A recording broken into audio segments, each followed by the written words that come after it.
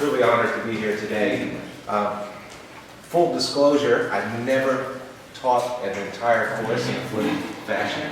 I'm sort of a part-time user, and I'm hoping that a number of you have been trying and experimenting with flip, so we can have some good discussion at the end. And if you haven't and you're looking forward to starting, I would suggest being a part-time user at first, because it can be a lot of work on the front end. Let's see, make sure this works. Okay, the first thing I want to do is just define flip teaching. And so when we want to find some information, where do we go? We go to Wikipedia, right? So here's that site. I'm going to pull out part of that. I'm going to bring the first rule of teaching and read off my PowerPoint, right? We shouldn't do that. But flip, this is a decent explanation of flip teaching. So, flip teaching is a form of blended learning which encompasses any use of the internet to leverage learning in the classroom, so a teacher can spend more time interacting with students instead of lecturing. So most commonly being done using teacher-created video that students view outside of class. It also has various other names. So more commonly, I think, I've heard it called inverted teaching. So basically what you're doing is taking the lecture out of the classroom, videoing, putting it out on the internet somewhere, and then using that time that would have been taken up for lecturing to do some sort of active engagement. So that is certainly going to be discipline specific, and that's where, in my mind, the biggest effort needs to go into to make it effective. So it doesn't take a whole lot of searching to find a lot of publicity from flip models. This is a pretty old news article from Bill Nye endorsing flip teaching. This is the Chronicle of Higher Education, also endorsing it. PBS NewsHour. I think this is from the Huffington Post. And then EdTech here. This is interesting, why 86% of Chapel Hill students prefer flip classroom. That's actually a very positive result. But one thing I want to point out is that most of the information you're going to get on flip is anecdotal. There are not a whole lot of very effective studies being done. There are a handful, and in fact I'm going to talk a little bit about one that was done at MSU on a limited scale, just testing the mode of instruction. But for the most part, the news is pretty positive about this sort of education reform. There are a number of books on flip teaching, and these are some of the early ones. Jonathan Bergman and Aaron Sams are two high school chemistry teachers, and they were some of the early adopters of this flipped mode of teaching, and they wrote this book, Flip Your Classroom. It's a very short book, so it's easy to read. It's only about 80 pages. But then there's another book that I have too, this Flipping 2.0, which is really, I haven't looked through the entire thing, but it looks like it's a bunch of case studies from different teachers and different disciplines. So that's certainly, I think, a good resource. A lot of the information that you do find is mostly geared towards K through 12 or certainly secondary ed, and that's a different game. So there doesn't seem to be as much currently in higher ed, but that's certainly changing. I know there's a webinar coming up in April for just higher ed flip teaching. Now these two guys, Bergman and Sams, had created this flipped learning network, and it purports to be a pretty good resource for flip teachers, or teachers who want to use flip. And it has over 16,000 members currently, so that's a good resource. I think this number is as high as it is, possibly because of things like the Khan Academy. So the Khan Academy, and I'm going to show a clip of that in a moment, Salman Khan has created thousands of videos on all sorts of topics, and he basically, I don't know if he uses Camtasia anymore, but he used to use Camtasia and a tablet to record writing down instructions in small clips that are put on YouTube to help students. And he covers an assortment of fields. And it's a very good resource. Now, I think some teachers are using the Khan Academy as their videos instead of producing their own, and that certainly is easy to do, but not always perfectly aligned with your curriculum. So when I do classes, I use my own lectures and I video those, and that's certainly the way we've approached it at NSU. Although I have assigned students to watch some Khan Academy videos because they are pretty good in my mind. It's a good resource. So this is a clip from Salman Khan, his TED Talk in 2001. And I'll let him explain the Khan Academy in this video.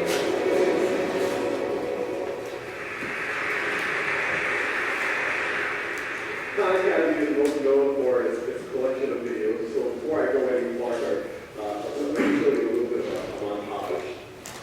So the hypothesis is now going to be 5. This animal's fossils are only found in this area of South America, on a nice clean bank here, and in this part of Africa. We can integrate over the surface, and the notation usually is a capital sigma, National Assembly. They create the Committee of Public Safety. It sounds like a very nice committee. Notice, this is an aldehyde, and it's an alcohol, starting differentiating into a vector and memory cells. A galaxy. Hey, there's another galaxy. Oh look, there's another galaxy. And for dollars, is there $30 million plus the $20 million from the American manufacturer? If this does not blow your mind, then you have no emotion.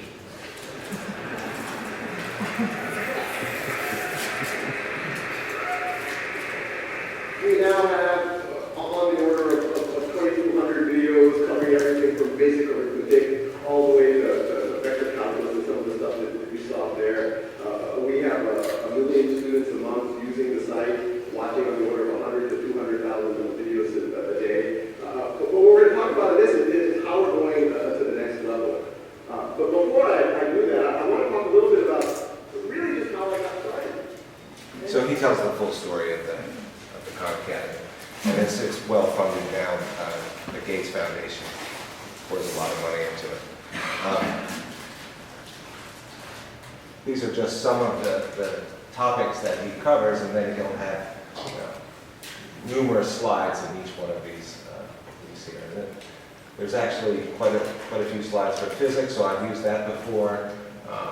He covers finance, history, even. This is a new one. LeBron asked. I'm not exactly sure what that is. I think LeBron James asks some questions and Khan answers them. So now, clearly this is not going to replace teaching, but this is a good resource. And certainly, if students are having trouble in a course, they can always use this as a resource. So I think it's a very good thing. But like I said, for flipping a class, it's quite likely that you're not going to be able to just use these slides because they're not perfectly aligned with our courses primarily. Now, so just an overview, what is flipped teaching? It's a pretty simple picture here. So our traditional class teaching, lecture during class, homework typically outside of class. So in the flipped model, you're simply switching these two. We're putting lecture outside of class using some latest technology, software editing and video editing. And then we've opened up all this time during class that we normally would be lecturing, so we can do something else during that time. One idea could be to do the homework that they would have been doing at home by themselves in class. The teacher can move around and interact with them on a one-on-one basis and give them real-time feedback on that. But you're not just limited to doing homework.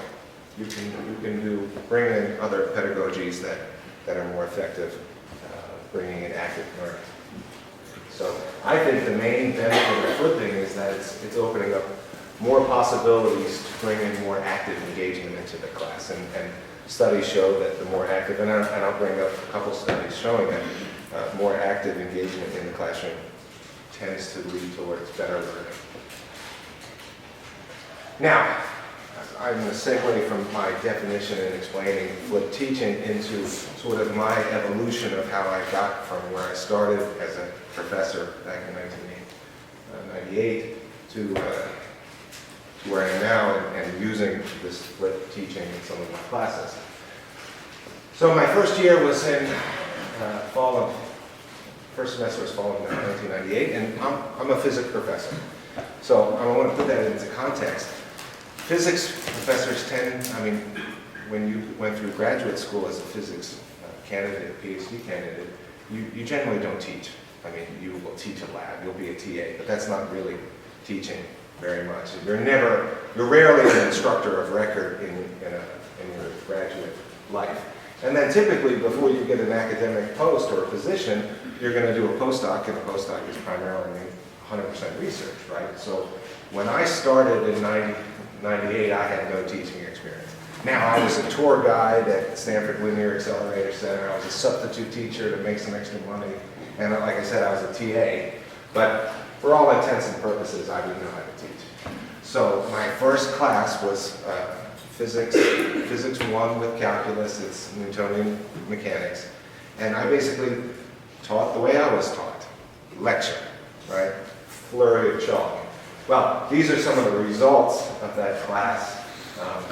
The GPA wasn't very high. And the faculty evaluation average was, right around here at 3, which is not very high either. So back then we had 10 questions, and I don't remember what all the questions were. I'll point out 2 of them, the low point and the high point here.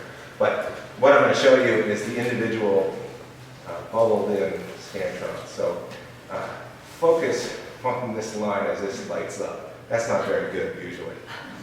Strongly disagree.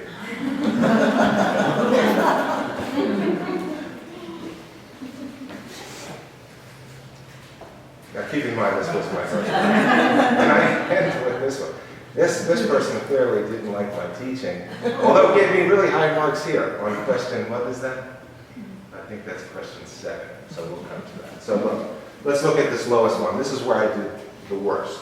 The instructor knows if the course content is being understood. Now, I don't completely agree with that statement. I certainly knew if it was being understood after I graded their tests. But certainly during the lecture, one could argue that I didn't know if it was being understood.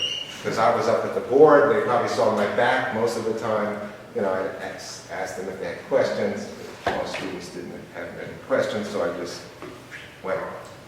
Now let's look at this high point here. I had to work hard in this course.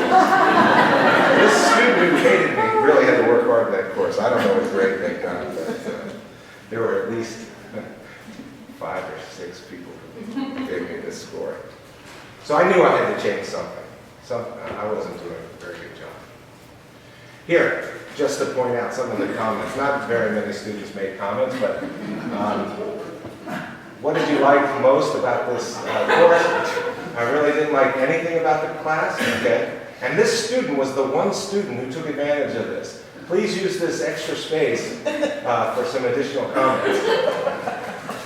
This is the worst teacher I've ever had. It was not good.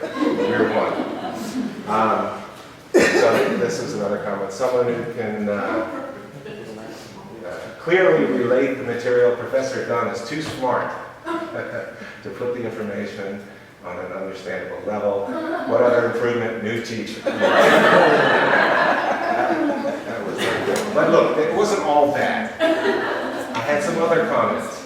What did you like most about this class? You care. It's just your first semester. And then they said, I'll do better. They felt guilty. I thought the grading was really fair. Okay, I really enjoyed the study session since the instructor was a nice person. Okay? That a physics professor actually cares. I didn't know physics professors didn't care. Okay, and again, care. So there certainly was a theme there. I did care about my students. I still do. I think everyone as a teacher needs to care about their students. I also strive to be, fair. I mean, so those are two attributes that I still hold today. But I clearly had to do something new. Now, about that time, I had three major influences to change my teaching, and I'm putting them up here. And Jed certainly knows this guy right here, Tom Mizuki. There was a really great workshop sponsored by the American Physical Society and the American Association of Physics Teachers to bring in new faculty members from basically research institutions. And then we spent a week going over all the latest pedagogies for coming out of physics education research. And so that was a truly enlightening workshop. I learned many things there. I also wrote a couple career grants, and if you have ever written a career grant to the National Science Foundation, there's a research element to it and there's an education element to it. So I had to focus a lot of effort on the education element. And in fact, I spun the education, I never got the career grant, but I spun the education part off to introduce these clickers, similar clickers that you have here, into our classrooms. So this was 15 years ago. And then I was fortunate to have a colleague at State, Dr. Taha Mizuki, whose research field was physics education. So he was on the cutting edge of developing these pedagogies to enhance learning in physics classrooms, primarily intro physics classes. So we used to bounce ideas off each other all the time, and he was a tremendous asset to me. He's since moved to Kennesaw State, and in fact, he runs all his courses completely flipped. So he's a big adopter of the flipped classroom. Now, just about the year I started, a seminal paper came out by Richard Haig. And what this paper shows, this is a very common plot that everyone pulls out. He sort of split up all 6,000 students he looked at. So he had a lot of statistics and a lot of different classrooms, high schools, college, universities. And he was looking at the effect of what's called the normalized gain on this inventory of conceptual questions for intro to physics, mostly focusing on motion and forces, called the FCI. And so he was looking at the normalized gains from the pre and post after a course, and he labeled these courses in red that were just traditional, mostly passive lecture, you know, the old school way of teaching primarily. Well, I mean, okay, sometimes lecturing can be a very effective way of getting information, a lot of information to your students. It's not clear if it's always the most effective way to get them to learn, and this data actually shows that it may not be in intro to physics. So these green courses, boxes and diamonds here, are courses that introduce some sort of active engagement into the class. So engaging with the students rather than just lecturing to them and maybe asking them questions if they have them. And some of the pedagogies that were used are peer instruction, and I will describe that because I use that all the time. Tutorials in physics, I would love to use that. I don't have the resources to do it. Modeling, and there are a number of other active engagement pedagogies that were used. But you see a clear distinction between the normalized gains from these active engagement classrooms and the traditional. Clearly, the people who are trying to introduce active engagement into the classroom are doing a better job in at least the conceptual part of learning. Now, there's more to physics than just the concepts. There's the ability to be able to solve problems. And really, a lot of this was generated because what researchers were finding is students were very adept at solving problems, but then when you gave them a conceptual question, they would bomb it. So there was this disconnect between the concepts, the fundamental principles, and being able to solve problems. And we would like them to know the concepts and be able to solve the problem. So a lot of effort went into understanding this conceptual knowledge gap. But so the message here is, at least for a physics class, an intro to physics class, the more active engagement you can bring into the classroom, the better the learning will be. Okay? And that's sort of where I'm coming from. And this flipped teaching lends itself to that because it can free up time to do some of these pedagogies. Now, that year, maybe it was a coincidence, I think not, I think the universe wanted me to become a good teacher and stop doing damage to these poor engineering students at State. Oh, this is where you're going to use your clickers in a moment. When I went to that workshop at the university, it was held at the University of Maryland, they had one aspect of it. We went to the demo room in the physics department, the lecture hall. They had all the demos at the University of Maryland Department of Physics. And we were all pretty much brand new PhDs in physics, or a couple of years out because we had postdoc experience. And they pulled out 30 demos. And one of the professors there ran these demos. And these are the demos that you wouldn't necessarily use in your classroom, because the concepts involved can all be solved using first-year physics, but they're usually tricky. I mean, you have to put a lot of thought into it to really get the answer right. So we were quizzed. We had a multiple choice test, and every single demo, when I answered the question, I was wrong. And so I think that, I got to the point where if I thought the answer was A, I would pick B, because I knew I was going to be wrong.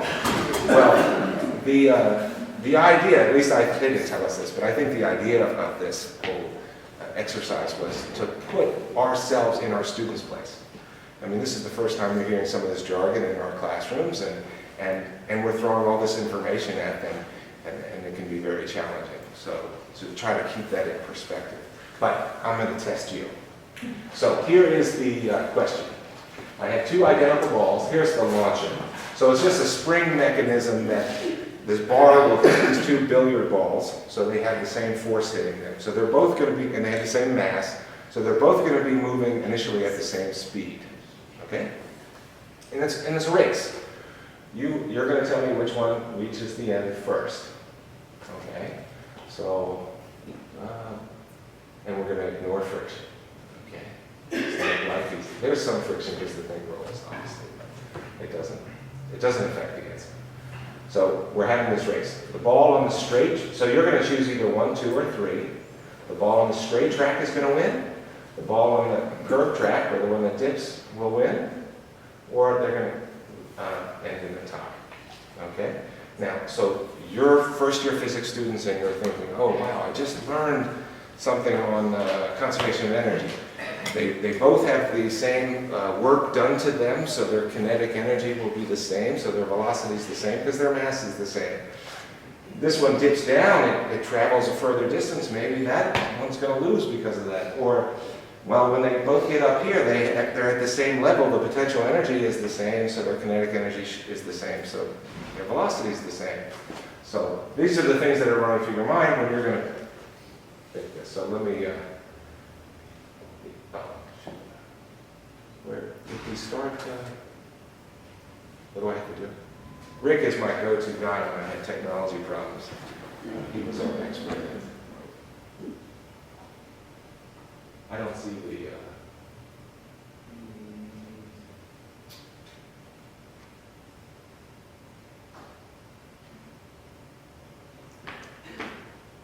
my clickers can really like a stop sign. yeah. Does that help?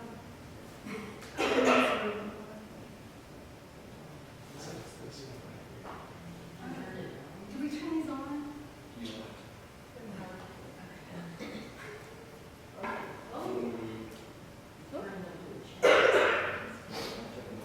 This is always a problem with technology. Sometimes it doesn't work. Of course, it worked earlier. That didn't help us. Say something.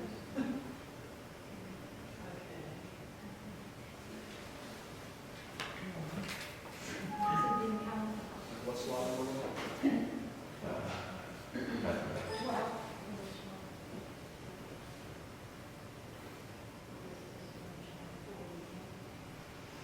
There it is. Back. Okay. Thank you, Rick. Okay, so everyone, there's people putting in their leads. Of course, you have to click either 1, 2, or 3. 4 won't register. And there's probably 30 people in here.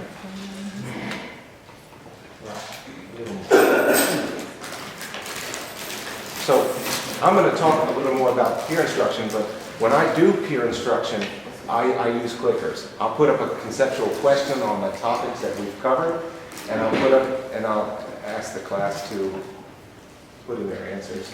And so this is sort of how it would work. Like I said, I wouldn't use this demo, but in this case, we can. So let's assume that's everyone. Okay, this is pretty typical. 51% are picking the ball on the straight track. Only 11 think the curved track. And there's 37, almost 40% think that, and Jed, I hope you got this one right, of course.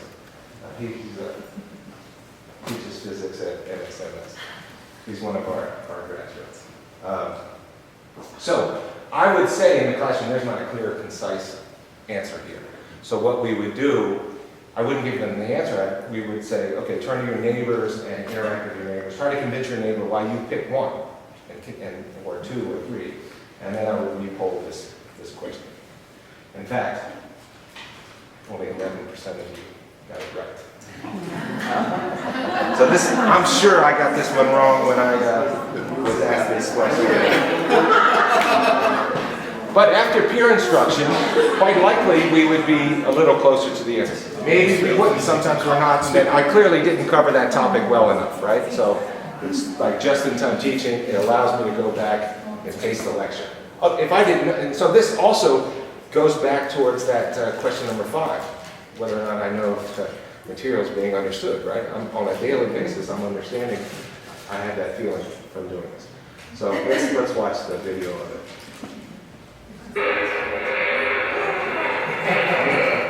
Curved track ball wins every time. Now, and this is just a snapshot of it, so you can see it's ahead. Now, even though it's traveling a further distance, because the track is further, notice when it starts to go down this hill, what's happening to its speed? It's picking up, right? It's accelerating, it's going down slow. So its horizontal velocity is increasing. So over this part of the track, it's going faster than this ball, so it pulls ahead of it. Now, as it comes back up here, of course, it lost potential energy here, kinetic energy went up, but now it gains potential energy when it comes up here, and its kinetic energy goes back. It does have the same speed once it's up here, but it traveled part of the track at a faster rate, so it wins every time. So, like I'm saying, first year physics, you could figure that one out if you had enough time, but you never had enough time. So, that's a trick. Now, here's the slide on peer instruction. Written, and it really started by this physics professor in Harvard, Eric Mazur. He has this really nice book that has a lot of conceptual questions already in it, and I've used them. They're really nice. But basically, the idea of peer instruction is that if you're going to do a lecture, and you can do it with the flip model too, but you cover some material, you want to see if they understand that material. You put in a conceptual question. And then you poll the audience with clickers. You don't have to have clickers. You could do raise your hand. But I find the students are really affected by the raise your hand, and you don't really get a good response, a picture of their understanding. So you could use cards. That's a low-tech way of doing it. And then you got to visually see. So the clickers is great to use. And like Rick mentioned, there's going to be a brown bag on Classroom Response Systems next brown bag series. So that'll be very useful. And once you get used to using them, it's not so hard. It doesn't take much time. But Rick is your go-to guy for that. So if there's not a clear, concise answer or correct answer, what we'll do is peer instruction. So I have the students turn to their neighbors. And the reason I think peer instruction really works is because as professors, it's been a long time since we struggled with this material. And frequently we've taught it so often that we've just forgotten how it can be difficult. We're like, how could you not know that? That's so easy. So when they talk and interact with their peers are at a more common knowledge base. And so the student who does know the answer is going to learn by trying to explain it to their peer, and hopefully the other peer who's at roughly the same knowledge base will learn because of the way they're trying to explain it. It doesn't always work, but most of the time it does, and I'm going to show an example of that. I will always go over the answer because there are students who need time to really have this stuff sink in, and it doesn't sink in 10 minutes of me lecturing or doing demos or doing something. So they need to go home and think about it. In fact, when we first adopted this back in, I think 1999, we had to give a presentation. Physics was one of the first departments to use clickers at State. And the College of Arts and Science had us give a sort of lecture or demo on that to the department heads. And our dean at the time had a background in psychology. And he asked me this question, and I wasn't really prepared for it. He goes, what about the student who consistently gets the question wrong? Isn't that going to hurt his self-esteem and they're going to struggle in the class? And at first I didn't know how to answer that, but then it occurred to me that, look, and I learned something from his question. The student is getting feedback, and it's much better to get feedback on a daily basis than when the test comes. You know, you're ultimately going to get feedback when you get your test results. So this is giving them feedback. So whenever I start the class and we're going to use clickers, I always bring that up, and I always say that, look, you may be the type of student who this isn't going to sink in right away, and so you're not going to be able to get these questions right. But if it's because you don't fully understand these concepts, even after thinking about them later on, then that is clearly indicating something. There may be an issue, so come see me. So I think it was a valid question, and I'm glad he asked it. But so we'll re-poll the question typically, and then I always go over it, just because there's always some students who didn't get it right. Now, when I first adopted this, I was told I needed to give the students points, and so I did. I gave them some fraction of a point for answering the question right. That turned into a nightmare. I don't do that anymore, because first I had to figure out what questions I asked and what was the correct answer, then download it to a spreadsheet. I mean, it just added so much work to me, my life. And then I found out from students they were just, because there was some amount of points, they would just ask their perceived smartest neighbor what the answer was. So I wasn't getting a real-time picture of their understanding. I was getting, a select few students' understanding. So that I threw away points happily, and now I just use it. I don't even care if every student punched in their answer, as long as most of them did, right? So I don't have to wait till every clicker is clicked. So it's a very effective tool to get real-time feedback on their understanding. It's not perfect, but it's pretty good. And so peer instruction is helpful. So here's one of these questions that I asked in a class dealing with electricity and magnetism. We had just gone over resistors and how they're affected by the length of the resistor and the area of the resistor. So in principle, they should be able to answer this. The first one, I polled the question. This is what I got. So again, there's no, and red doesn't mean anything. I don't know why that came out that way, but there was no majority. I mean, most people think it's this. And in fact, that's the correct answer, but still, there's the majority of the class got it wrong, so we did peer instruction. And this is just what that peer instruction looked like. So I pulled out my iPad and videotaped. It's not great video quality, but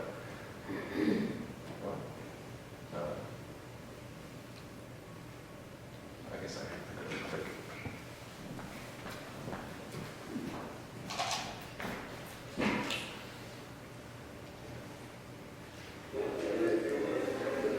So there's the question. I've already got their answers for the first time.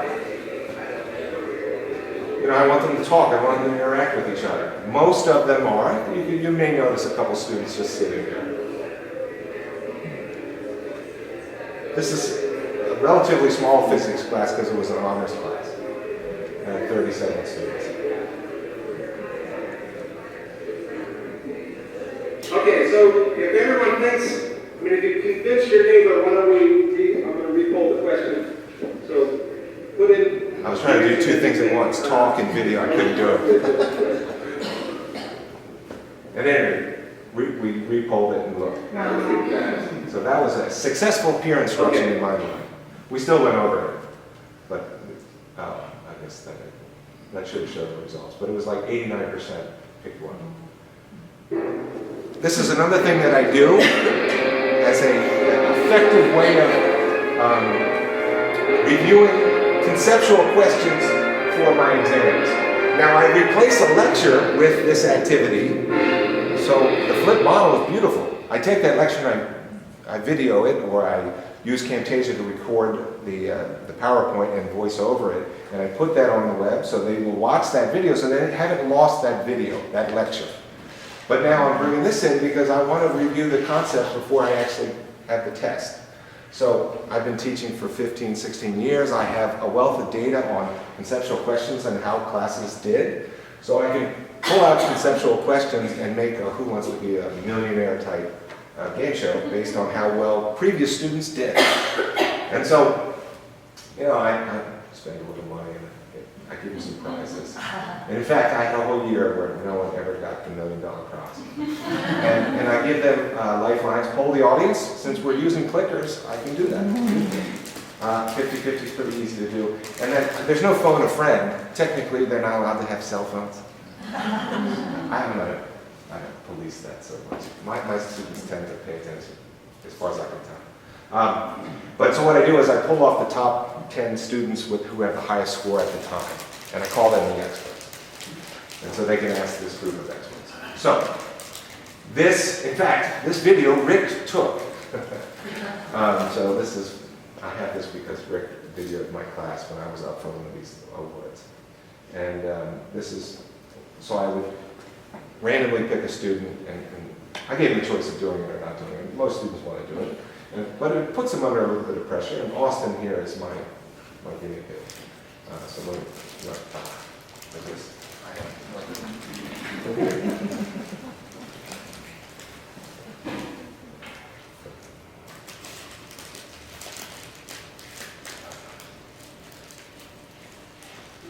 Okay, so we're going to start the review.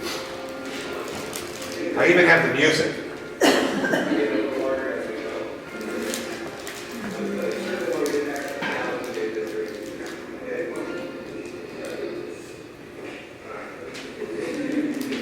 So I usually throw a softball.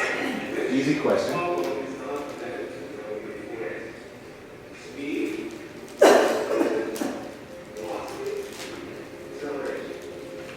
But this was an actual test question, so most students got this one right, so I figured that's a good $100 question.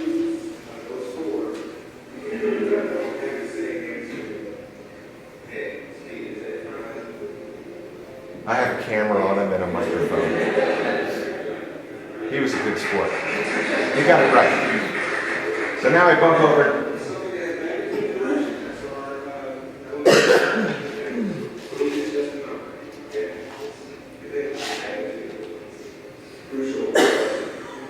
So they win the second prize if they get a $32,000 question right. So it's crucial.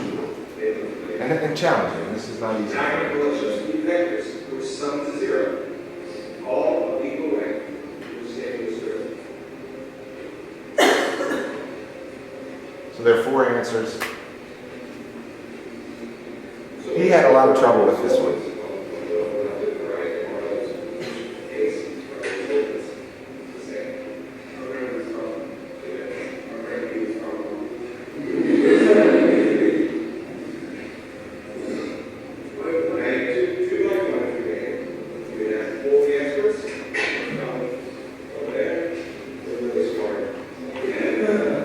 So he had these 2 lifelines left. I'm trying to encourage him to get past this one. So we can go through more questions. I usually can only do about 2 students during the class. So you see you're looking at on the left, the both same. Just on the right. So Rick gave me this video, and then I was able to use Camtasia to put those call-outs in. And it was very easy to do.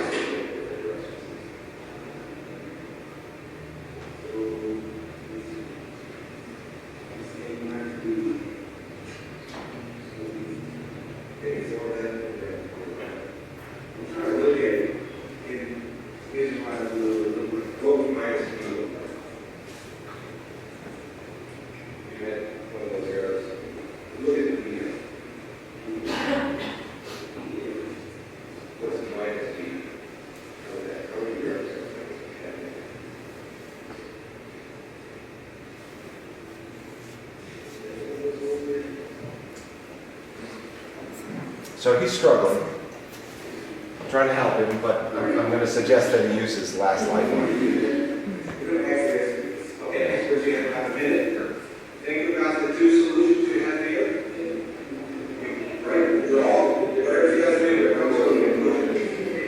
Meanwhile, I want all the students to be involved and try to answer it. And a lot of them did know the answer. They're not under the pressure of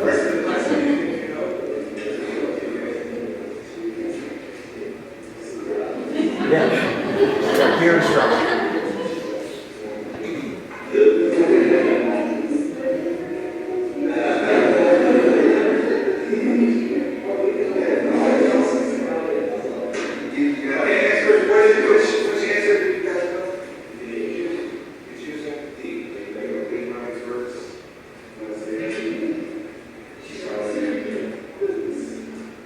Okay, so he got it right. And then I'm going to go over it, so I'm going to skip that part. Okay, so, I mean, sometimes you have to use some innovation to bring in some of this active engagement. And this is one thing that I've adopted. I don't do it very often, I just do it with I have 3 exams in these classes, so I'll do it for each of those exams. But I have to cover 12 chapters in my textbook. And I need to have a lecture every day that I don't have an exam to get through those 12 chapters. So I can't afford to just take a day off and do this activity. Even though I know that students enjoy it and they get, they're learning because they're looking at some of the conceptual questions that I've used before that cover this material. So I post that lecture that would have been done during that day on the web. Now, this is the, this is an older version. Okay, I had changed the title before here. We must have switched back to it. But this is Camtasia Studio. This is one of the pieces of software that I use, and a lot of people use when they're doing flipped. You need some video editing software, and Camtasia is really nice. So there's a couple ways to put your lecture on the web. My colleague, Josh Winter, who I'm going to talk about in a moment, spent the summer when he taught a class just videoing every class using one of these cameras. He used almost that identical one. And then brought that film or that footage into Camtasia so he could put call-outs. Sometimes students asked questions and you couldn't hear it. The audio wasn't great, so he'd write the question out in a call-out. And then he made 10-minute, 15-minute clips, put those on YouTube. And so this type of program can do it. The way I was using Camtasia, although all these videos are done with Camtasia, is I would record my PowerPoint lecture and run through it and talk into a microphone. Now, that was, in my mind, maybe videoing your lecture would be a little bit better. I think I'm much more dynamic in front of the class than I am in front of my screen. And that's, I feel like I'm putting the kids to sleep. So I have to get better at that, but I may adopt videoing the lecture. I mean, the way Khan does it is he uses the tablet. And if you look at his early stuff versus his later stuff, he got much better at it. His early stuff is not that good. It's hard to see what he's writing. Now he's like great. So it takes some practice. And certainly for physics, there's lecturing and talking about the concepts, but there's also problem solving. So how do you do problem solving? Using a tablet would be a nice way to do it. Videoing you working on the board is another way to do it. So this is an important piece of software if you're going to be doing flip. Now, it has a nice feature too that works well with my lectures. Like every so often I have a conceptual question to do peer instruction when I do lecture. But when I put the lecture online using Camtasia, I still want them to answer those questions. And Camtasia, at least if you use the Windows version, the Mac version doesn't have it as far as I know. You can put in quizzing. So when they get to that conceptual question, you just turn that into a quiz question. They have to answer it. And those results get emailed to you. And you find some interesting things. Like if that question was at 10 minutes at the video, some students got to it in about 10 seconds. So you know they didn't watch it. They just dragged over it. And when they wanted to drag all the way to the end of it, they had to stop at the quiz. And so I always make jokes about that in class, but you know, I don't really police it. They're adults. If they choose not to watch it, I can't force them to do it. And that's a big problem with the flipped. How do you make sure or ensure that they're watching these things? And ultimately you have to just, they have to do it because they're mature adults and they want to learn. If they don't, then what can you do? But that is a sticking point for many people. I have a couple more slides, so this should go fast. But look, most of the things that you find on the web are really, they paint this rosy picture of flipped classrooms, like everyone should be doing it, right? And it may not work for your particular class. If it does, great. I guess this was in December, there was this article in USA News that had this title, "Flipped Classrooms May Not Have Any Impact on Learning." I mean, that's pretty dramatic, right?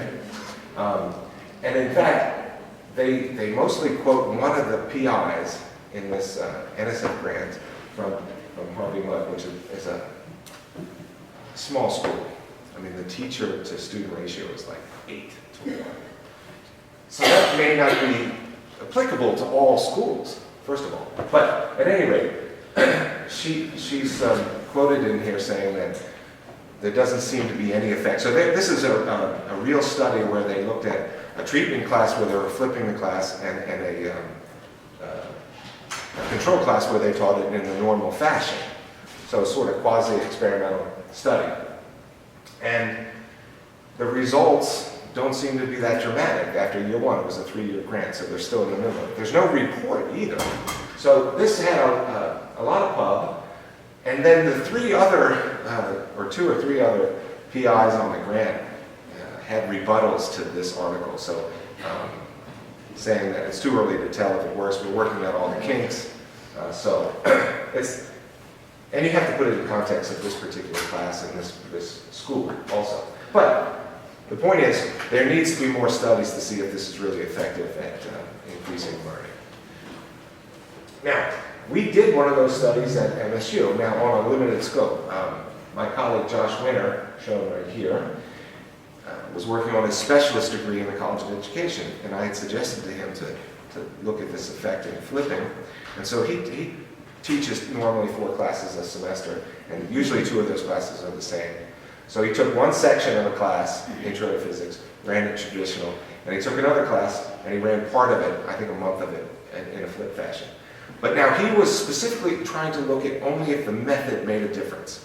So he wasn't bringing in all these new and great sort of best practices. I don't really like to use best practices, maybe good practices for learning and pedagogies.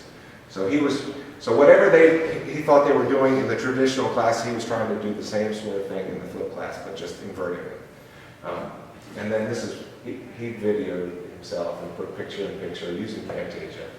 And he had taught this class in the summer, so he just videoed in every class. And he replaced the class lectures in the treatment class with 15-minute. So he put these videos up, but then in class what he did is 15 minutes of peer instruction. So we had to throw some conceptual questions and had to interact with each other. But the majority of the class was just group problem solving. So what they would have been doing for homework, he was having them do in the class. Now it was a bit troublesome for him because it was 60-some students in the class, and they were working in groups, and it's hard to get to 60, or maybe it was 12 groups. I don't know how many he had in the allotment of class time. He spent most of his time with a few groups, but he tried to reach every group at least once during the class. So it's troublesome. There's some difficulties with it. And his results, his thesis, is on the desk, so feel free to take that home with you. He gave me permission to make copies and provide that. He has a very good chapter on a literature review, and he has his data in there too. And basically what he saw is that when he gave the same test at the end of this 1-month period, there was really no significant difference between the flipped and the treatment class, or the treatment and the control. But he did use one of these conceptual inventories called the mechanics baseline test. It's very similar to the FCI that I use, but it's more specific to this material that he was covering that month.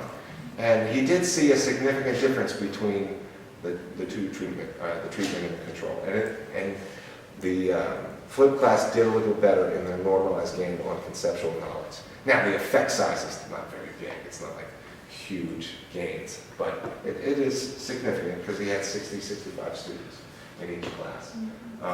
But the way I look at it, and the way I look at probably this Harvey Mudd study, and I think they were just looking at the method, is that I put a positive spin on that. It's saying that the method doesn't do damage.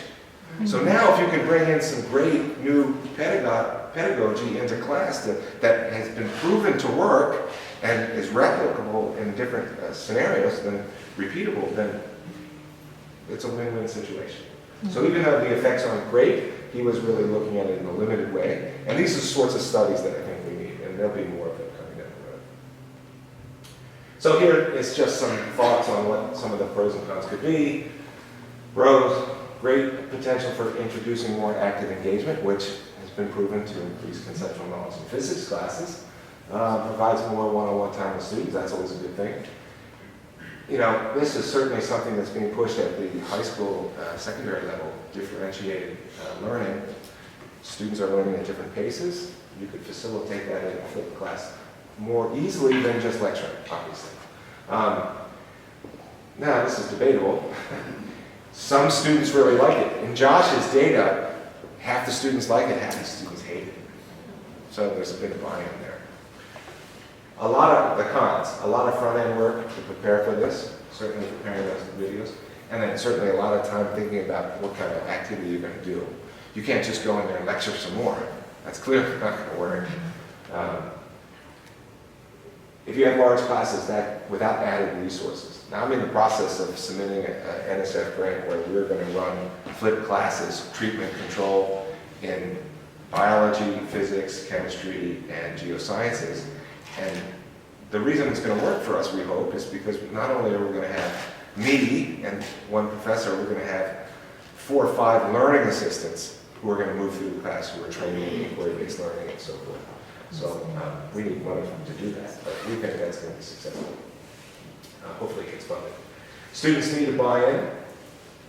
There's no way to really ensure that they've watched it. I mean, you can look at usage statistics from my courses or Blackboard, but that doesn't really tell you that they watched it. You can put quizzes in there. You can have them answer questions separate from the video. You can have them post questions. I've had them do that before. Every student has to give me 1 or 2 questions from the lecture. Now that's intensive to try to answer all those, but sometimes you get a common thread, and then in class you can talk about those questions. So it's pretty useful. This isn't a real issue for us at higher ed, but for secondary ed, it can be. There's a digital divide between classes, obviously, in different districts. So not everyone has access to the internet as freely as most college students do.